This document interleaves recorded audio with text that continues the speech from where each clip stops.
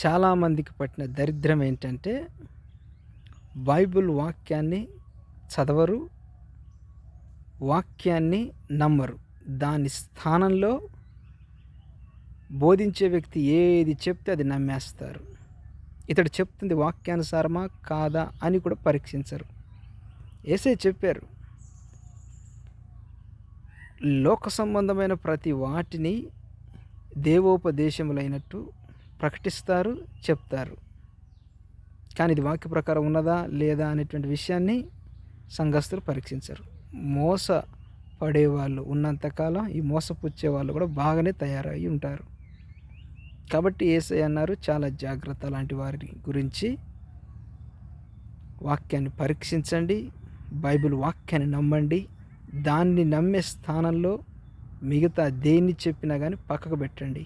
ఇది మీకు మంచిది.